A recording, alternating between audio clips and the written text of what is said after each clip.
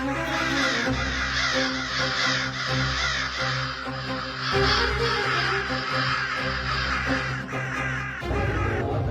পাখি নয়, ইসরায়েলের আকাশ ছেয়ে গেছে হাজার হাজার কালো কাকে।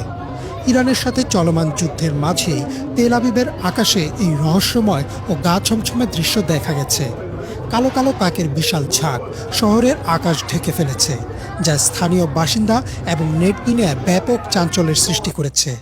বর্তমান যুদ্ধ পরিস্থিতির কারণে অনেকেই এই ঘটনাকে কোনো ভয়াবহ বিপদ সংকেত হিসেবে দেখছেন, অনেকে আবার একে তুলনা করছেন কোরআনে বর্ণিত আবাবিল পাখির সাথে। সম্প্রতি সামাজিক মাধ্যমে ছড়িয়ে পড়া বিভিন্ন ভিডিওতে দেখা গেছে তেল আবিবের আকাশ আক্ষরিক অর্থেই কালো হয়ে গেছে। ডেইলি মেইলের প্রতিবেদন অনুযায়ী এই বিশাল কাকের ঝাঁক শহরটির উপর দিয়ে এমনভাবে উঠছিল যেন তারা কোনো কিছুর আগাম বার্তা দিচ্ছে। সাধারণত শীতের মৌসুমে পূর্ব ইউরোপ থেকে ঝাঁকে ঝাঁকে কাক বা ওই জাতীয় পাখি ইসরায়েলের মতো উষ্ণ অঞ্চলের দিকে আসে, তবে এবারের সংখ্যা এবং সময়টি স্থানীয়দের মনে আতঙ্কের জন্ম দিয়েছে। পাশ্চাত্য সংস্কৃতিতে কাক বা শকুন জাতীয় পাখিকে অনেক সময় হারবিঞ্জার অফ ডুম বা ধ্বংসের বার্তাবাহক হিসেবে বিবেচনা করা হয়। দ্য নিউজের তথ্য মতে অনেক লোকগাথায় কাকের এমন অস্বাভাবিক জমায়েতকে যুদ্ধ, মহামারী বা বড় কোনো প্রাকৃতিক দুর্যোগের পূর্বাভাস হিসেবে দেখা হয়। বর্তমান সংঘাতময় পরিস্থিতিতে ইসরায়েলের সাধারণ মানুষের মাঝে এই ধারণাটি প্রবল হয়েছে যে এটি হয়তো আসন্ন কোনো ধ্বংসাত্মক যুদ্ধের সংকেত।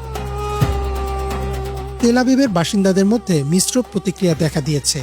ইকোনমিক টাইমস জানাচ্ছে অনেক ইসরায়েলি একে প্রাকৃতিক স্বাভাবিক নিয়ম হিসেবে দেখলেও একটি বড় অংশ একে অশুভ লক্ষণ হিসেবে মনে করছেন।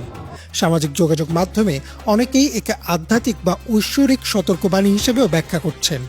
প্রাইম টাইমারের একটি প্রতিবেদনে বলা হয়েছে কিছু মানুষ একে কনস্পিরেসি থিওরি বা ষড়যন্ত্র তত্ত্বের সাথেও মেলাচ্ছেন, যেখানে বলা হচ্ছে পাখিরা হয়তো উন্নত প্রযুক্তির মাধ্যমে আসন্ন কোনো হামলার আঁচ করতে পেরেছে।